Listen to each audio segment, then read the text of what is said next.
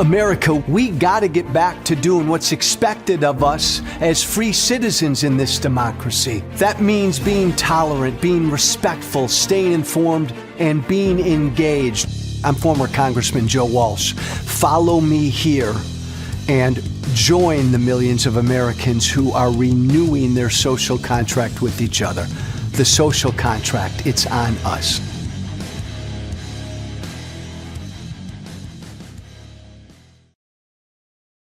We are live, just as Joe and I were sharing skincare tips with each other about how to look good on Substack. Joyce, Ellen, good to see you. Christine, Sarah, I see a lot of faces. They're gonna start pouring in. I can't say them all. Luis, Vicky, and Kim. Good to see you all. Thank you all for joining. I am here with former congressman and new member of the Democratic Party, Joe Walsh. And I'm excited to have this conversation because Democratic Party is a big tent party. There's some interesting conversations about who we should let into that tent today. I think are worth getting into, but I'm really excited. While we get started, for people who are coming in, please smash that like button so that the Substack algorithm will push this conversation up, and we can keep it going. But we'll go ahead and get started. Joe, welcome to the party. How does it feel? Mike, it's damn good to be with you, my brother, huh? I'm a Democrat. We Democrats. That's fun to say. Yeah, it's awesome. Welcome to the most dysfunctional party I've ever been a member of. So I don't know if it's the most dysfunctional party you've ever been a member of, though. They got their issues. They got other Yes. issues. I've never asked you this. You've been a Democrat your whole life? Yeah. Yes. Your whole adult life? My whole adult life. I think when I was a kid, I probably would have voted for George W. Bush just based on my family upbringing in 2002. Yeah. But yeah. But my first vote ever was for Barack Obama. That's really cool. That's really cool. Yeah, amazing. And you, so tell everybody, while we've got 121 people on right now, tell everybody like why you decided to join the Democratic Party, because you primaried Donald Trump. So like you've been on the front lines of taking him on inside the Republican Party, then you left the Republican Party. So now tell me about this decision to join the good guys, as I would put it. I got to write that book, Mike. I got to write that fucking book. From the Tea Party to the Democratic Party in like 14 years. Yeah. Look, this will probably sell better than Karine Jean-Pierre's book will. Oh my God. What the heck? Look, this is simple to me. I'm all about mission and cause. I love this country. I taught American history, American government, man. I believe, Mike, in reincarnation. I believe that I was around during the revolutionary period. I love this country. We've got two political parties. My former political party, I believe, is a direct threat to democracy and the rule of law. I say that 1,000 times a day, and I believe it every time I say it. I want to stay in the political fight. And right now, the Democratic Party has their issues, but we've only got two parties. And the Democratic Party, for all of their issues, is a decent party, a tolerant party. Most importantly, the Democratic Party embraces freedom, democracy, and the rule of law. And so my former party needs to be defeated, Mike. So as far as I'm concerned, we all have to be Democrats now. Well, and I appreciate that perspective too, because like I've been in the Democratic Party since I was 18. I dropped out of college to work for Barack Obama. And I always have those moments when I'm really mad at the party, right? Where we're making bad decisions, where I'm like, sometimes it feels like the choices with this like strong Republican Party, at least strong appearing, but then they're usually doing, in my opinion, a lot of evil shit, right? They're telling you who you can or cannot marry. They're putting money in the pockets of corrupt billionaires. Like, drives me crazy. And then the Democratic Party is like, good ideas, good intentions, at least, but a little bit weak sometimes, which really drives me nuts. And I've sort of had that, we mentioned Karine already. I flirted every now and again of being like, man, if I quit my job, I might just register as an independent. But there's no way I'm voting for the last Republican that they put up that I could vote for was probably John McCain. Maybe Mitt Romney in certain circumstances. I kind of grown fond of Mitt. But like, I feel like I've never even had an opportunity to vote for a Republican in my lifetime because they've just gone so far off the rips. Not in your lifetime, Mike. I'm much older than you. Not in your lifetime. Look, when I went to Congress, I was never part of the Republican establishment. They didn't like me that much. I was Tea Party. And I know everybody's got a different opinion on what the Tea Party was, but to me, it was all about fiscal responsibility. But the Tea Party, Mike, morphed into what we know of as MAGA. And when that happened, I said, time out. What the fuck? This is everything I was against, right? Like a strong king-like president. MAGA has nothing to do with democracy and freedom and the rule of law. So it even though that journey from Tea Party to Democratic Party for some may seem like a hellacious journey, I was Tea Party because I believe in freedom, democracy, and the rule of law. I fear executive overreach. Well, that's what we have today. Right. One of our two parties is there today. So again, if we want to preserve this thing, in my mind, we've all got to be Democrats right now. Yeah. Well, and I think, look, politics is a game of addition, right? And we didn't win enough people in this last election. So I'll take anybody that wants to stand with us right now, even if we have, and I'm sure if you and I really got into the issues, and I don't know if we'll have enough time to get into a bunch of them today, you and I will have profound disagreements on stuff, and that's okay too. Because a Big Ten party sort of requires that healthy debate and not what the Republican Party has become, which is a cult of personality for Donald Trump. And you see that right now, like Elon Musk is the biggest person to break away from that with this wild feud that they've had in the last 24 hours, which if you haven't watched my live yesterday on that, I highly recommend it because it's probably the most fun I've had on Substack until today. But I also think that there's probably more. If you locked you and I in a room, even at the height of your Tea Party-ness, and the height of my 20s progressive liberalness, you and I would have been able to figure out 80% of the issues. I believe that because what Washington politics does is it makes you choose between fiscal responsibility and helping people, or overreaching the law or keeping people safe, right? And it's bullshit to me. You can be fiscally responsible and make sure people have good health care. You can do the same. You can do the both. Mike, if they locked you and me in a room 12 years ago, I'm Tea Party Joe Walsh and you're young, progressive, idealistic Mike Nellis, and they locked us in a room, first of all, we'd have a fucking really good time. Yeah, because you and I are both just real, regular people. We'd listen to each other. We'd get along. And you're right. We would find more common ground than people think. I'm generally kind of libertarian, generally, let me live, leave my life alone, let me do my thing. I think that's where a lot of Democrats are as well.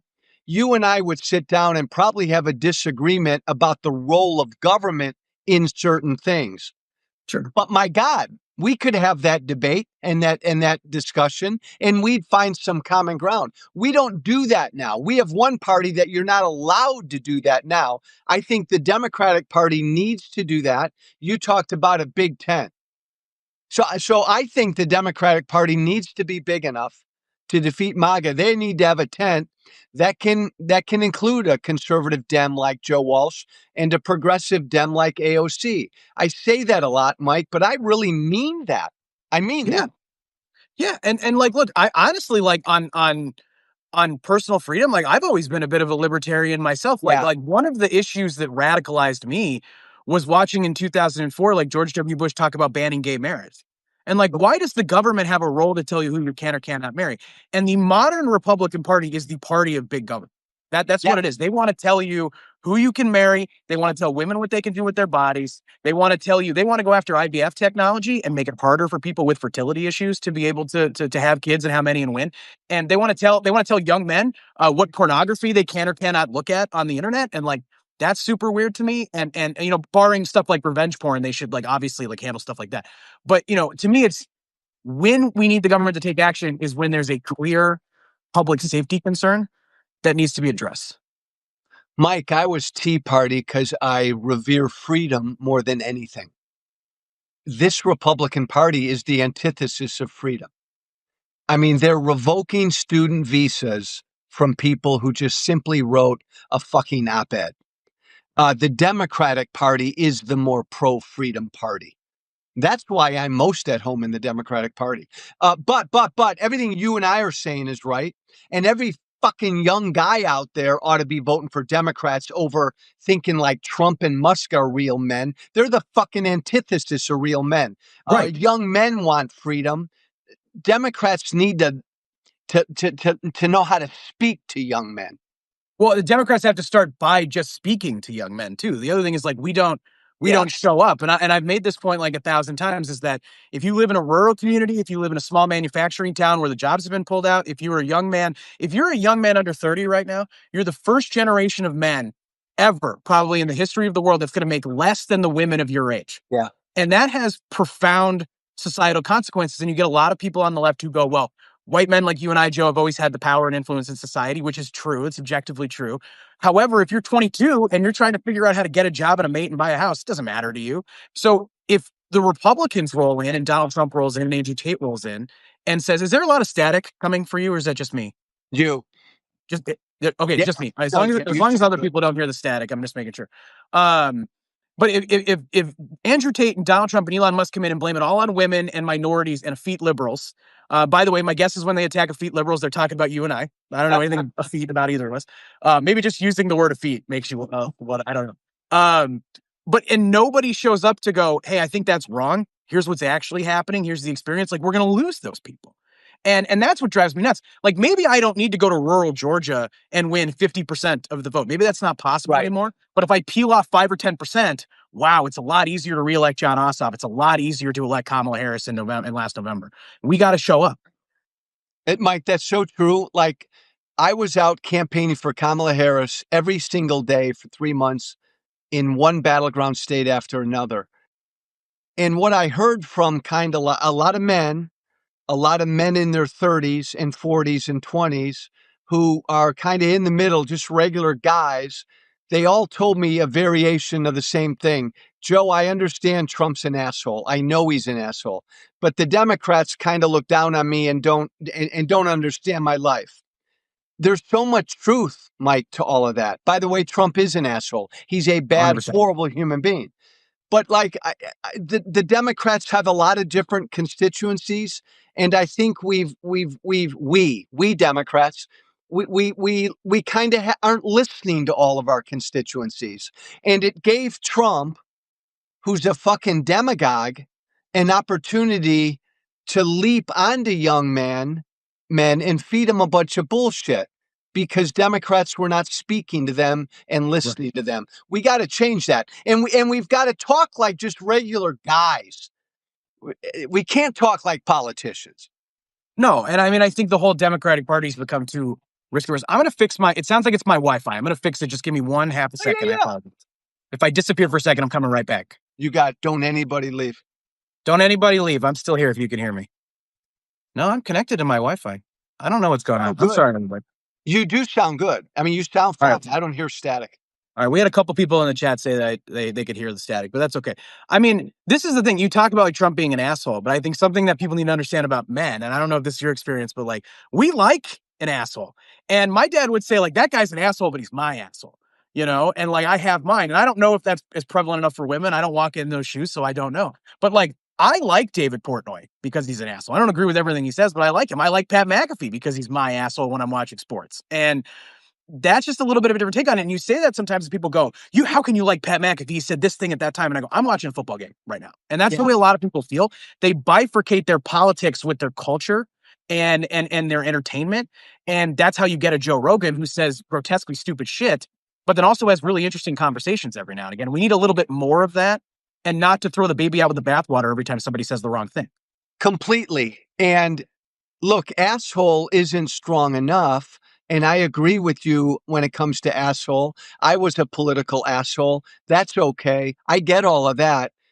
Trump lies every time he opens his mouth. He's a bully. He's a coward. He's ignorant. He's cruel. It's way beyond that. But the point is, he exudes this false strength.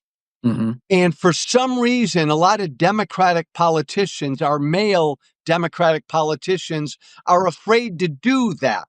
I've never had that problem because I just am what I am and I say what I say. But there's this notion I've heard that Democratic male politicians are too careful with what they say. They're afraid to offend certain people.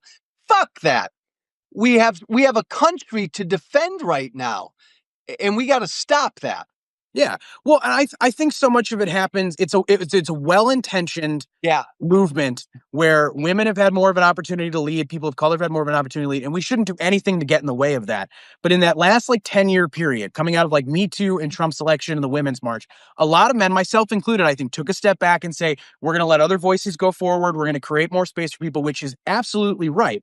But then the fracturing of our social media and our entertainment environment meant that everything's a lot more bifurcated. You and I are having a conversation with 510 people right now. That wasn't possible really 10 years ago. And there are different audiences for things. And if there's a void of voices for men, they're going to gravitate towards anything. And then that gravitation right now is leading them towards right-wing politics. And to me, there's nothing manly about Donald Trump or Elon Musk, because real men, and I'm one of the founders of White Dudes for Harris. We said this on the call and people got really mad at us, but we had Scott Galloway on the call. Yeah. And I think Scott talks probably with the most clarity of what it means to be a man in 2025. Real men protect and provide. And Donald Trump doesn't protect anybody but himself, and he doesn't provide for anybody but his corrupt billionaire donors. And Elon Musk is a person of such low character that he has 13 kids with 7 women who have to tweet at him to get a response. And I hate guys like that. And I don't think that men, by the way, do a good enough job of shaming other men for being shitty dads and shitty human beings. And we should do that, because we got to call this stuff out. And I don't want the future. I don't know if you've seen Andrew Tate. He posts his workout routines. And if I had to guess, I'm stronger than Andrew Tate, because his workout routines are a joke. And I just, these are not real men. They're just superficial bullshit. And they're leading these young men who are just trying to figure out their lives. You're so impressionable when you're 22. They're leading them down a bad path, and they're not going to get what they need. And then they're going to become disaffected. And then what they're going to do is they're going to become violent. And that violence is going to go towards women. And if we want to make progress on Roe v. Wade and electing the first female president and undoing so much of the shit that Trump is doing right now, the stuff that you and I agree on, that 80% of Americans agree on, really, it's going to take a lot of women, but it's also going to take a lot of men to be part of that solution too. We need to speak to them, Michael. We need to speak to them, and we need to speak to them like this. Like we're sitting around at a bar, tequila's my drink, and we're having a drink and we're talking about shit, real shit that they care about. Our party, your party, now my party, for some reason has been afraid to do that. And my God, don't be afraid to call out exactly what you just said. Donald Trump is the antithesis of a man. Period, a real man. Nobody, no man out there, no 20 or 30-year-old man out there would raise their kid, their boy, to be like Trump. No fucking way. No. Nobody. We raise our boys to be men, to be the opposite of what Trump is. Mike, I come from Trump world, and I'll get Trump voters on this topic, and they will acknowledge to me, no, I raise my son to be the opposite of Trump, even though they adore him. When you fuck up, when you make a mistake, you take accountability. Yeah. When you lose a game or an election, you congratulate the other side. I've had Trump voters tell me that in tears, because they know they support a man who's the antithesis of that. Yeah, and it's. I always articulate it this way, is that the version of masculinity that Donald Trump and Andrew Tate and Elon Musk believe in is a version where I'm a man and I can take whatever I want. And my version of masculinity is I'm a man, I protect and provide, and I build shit. Boom. Because real men build shit. And these guys don't build stuff. Donald Trump was handed everything he's ever given. I'll give Elon Musk some credit for Tesla and SpaceX, which is, generally speaking, pretty cool shit, in my opinion.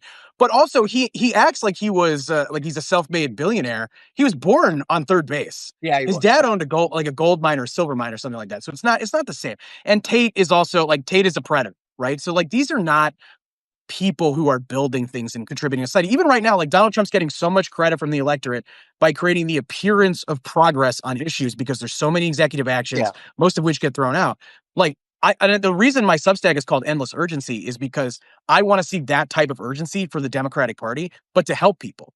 Because 80% of this country is struggling to put food on the table, to buy a house, to retire with dignity, to start a family. And that creates the conditions where people go, well, fuck it. I don't think Donald Trump has any character, but he's going to disrupt this system that I don't think works. And the Democratic Party, whether we believe it or not, in 2024, we were the defenders of the system. And in 2016, we were the defenders of the system, and we hadn't done enough. And so people went, I'll pull the lever and take a risk here, because I'm going to try something new.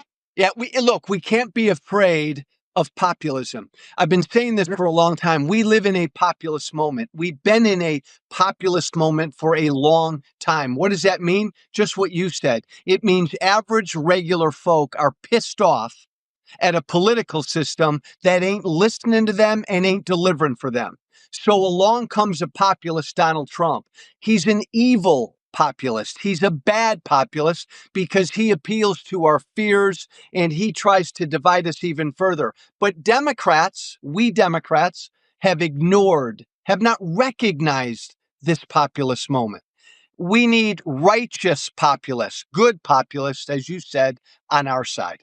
Yeah, populism, and I try to get beyond like left or right anymore, or populism or not. Populism is like, what makes an immediate difference in people's lives? Because that's all that it is. Like, government is constituent services, all right? If it's my alderman, he's got to fix the pothole down the road that's pissing me off when I go to work. If it's the president of the United States, he's got to build some bridges, he's got to keep me safe, he's got to move the country forward with some level of progress. And Democratic Party has been able to demonstrate to people that we can do that at scale. And that's the problem. Donald Trump doesn't even try, frankly. And so people got took. I want to address a comment, Joe, and then get your take on it. So Timothy, thank you for your comment. This was in response to my comment about young men making less than young women right now, which is a very serious thing. That a lot of them believe they deserve more, and they deserve that more over women. And there are a lot of men who believe that because they're being told that. And so what I think happens is there's a communication vacuum of nobody's going, hey, you need to have a plan for your life. And you got to take responsibility for your life. And if you want to get a mate, you need to go have a job and provide for that person and have a plan to get them there. When I met my wife, I didn't have two nickels to rub together. But if you asked me what my plan was, I would not have described being on a Substack with Joe Walsh 15 years later. But it should be very hard to explain myself. I'd be like, what's Substack? Did I switch parties? What happened? But it is wild, Mike. It is wild when you think about it. I honestly, like, when I found out we were going to do this, I had to search my tweets to be like, if I ever shit on Joe Walsh, I could care less. I deserved it, Mike. I deserved it. Well, and on that point, I actually want, because we only have 7 minutes left. Yeah. Like, talk to me a little bit about your evolution on the issues. Like, tell me, like, what were the conversations over the last couple of years that made you go, I think I was wrong here, or I want to evolve on this. I want to get better on this. Like, I've heard you talk about it a little bit, but I want to hear it from you. Two things. So I was a political asshole back in the day. Before Trump first got elected, I went to Washington because I was pissed off at both parties. I wanted to burn the place down and start over. I was a populist. And when I did that, Mike, I was passionate. I went there on a fucking mission and I said a bunch of stupid stuff. I got over my skis a bunch. I said and did a bunch of things that I now regret. I was a political asshole. I helped to divide this country.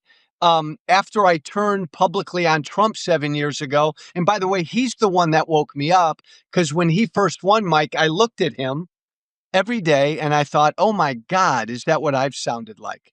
And it really fucking woke me up.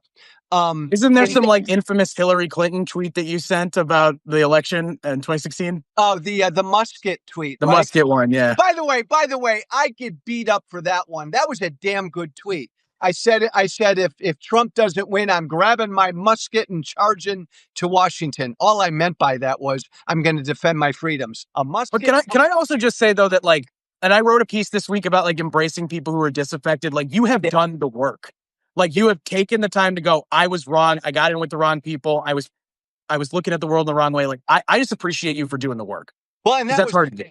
Thank you, Michael. And that was like 7 years ago is when I made my turn. Like, this isn't new. I left the Republican Party 5 years ago. I've been an independent now for 5 years until this week. But Mike, the other thing is I listened to people. I listened to the LGBTQ community, and it fucking opened my eyes. If you and I were together 10 years ago and you said Black Lives Matter to me, I would have said, screw you, Mike, all lives matter. But I've spent the last 6 years talking to Black Americans. I understand now why that phraseology is so damn important. I've talked to people about climate change, and it opened my eyes. So there are a number of issues where I've learned by just talking to people and listening to them. Yeah. And I wrote this down on a card just now, because you were talking about being in the Tea Party and getting into it for the right reasons, right? Even if there's things you want. But like, part of my issue with the Republican Party has always been, I can't tell the people who actually believe this shit and who don't, right? And Yeah. is it Tom Massey's the one who keeps voting against the budget, Yeah. or Rand Paul keeps calling out the budget? Like, I shared a Southwest flight with Rand Paul and had one of the most interesting conversations of my life with him. And all of my Democratic Senate clients tell me how much they like Rand Paul. So like Yeah. he's got some magic to him that people really like. But it's hard to tell the difference in politics today between the people who are playing a character on TV, which Donald Trump is clearly playing a character, riding a wave that he saw to get to power and then doing whatever the hell he wants in Washington, and people who actually are waking up every day trying to help people. And the sense that I get from this evolution, from this conversation, from the writing you've done on your Substack is like, you have always given a shit about other people. You've always been trying to do the right thing, even when you were wrong. And like, I just appreciate that. We need more people like that are like in it for the right reason.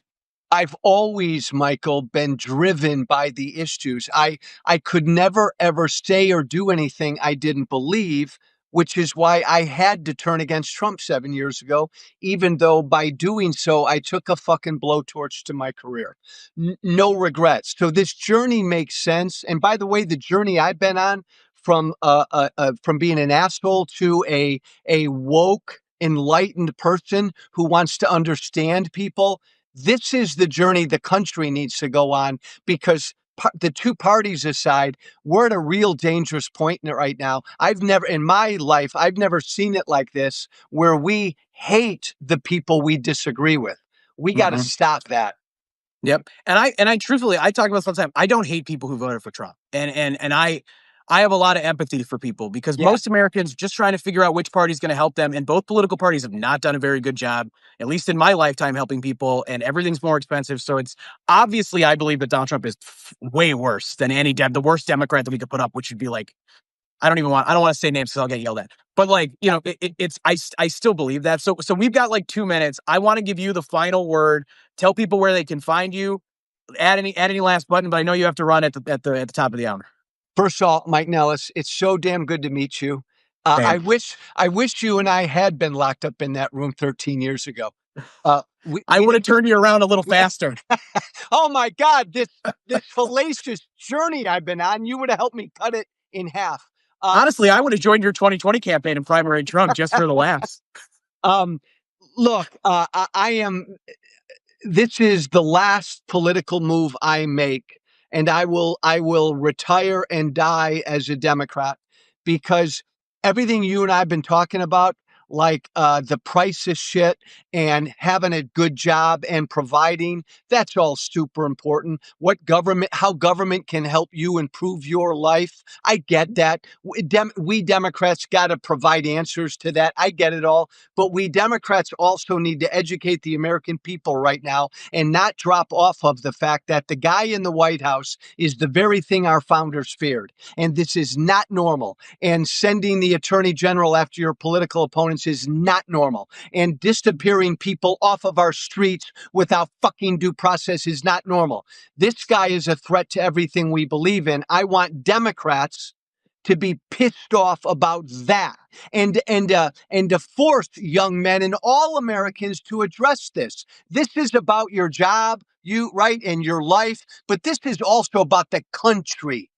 And if MAGA is not defeated, if Trump is not defeated, and whoever comes after him, democracy and the rule of law are really at risk of being gone. And if they're gone, we're done. And my final word, Mike Nellis, is fight.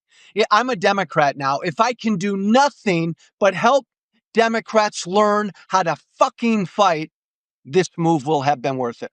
Yeah. Well, this is awesome. Welcome to the Democratic Party. I'm sure I'm not the first and I won't be the last. Joe, thanks for taking the time. I know you have to run. Everybody, we got 700 people here. Thank you for joining. Just a reminder, my Substack is called Endless Urgency. It's completely free for everybody. I'm going to keep it free for as long as I can. If you can subscribe, $8 a month, I'd appreciate it to cover costs, but don't feel pressure to do it. Once again, Joe, thank you. We'll talk again soon. Thanks, brother. Good luck out there. Bye, everybody. Thank you for listening. Remember to listen, share, and follow The Social Contract with Joe Walsh on Apple Podcasts, Spotify, and everywhere great podcasts are found. And be sure to leave a 5-star review. This has been The Social Contract with Joe Walsh.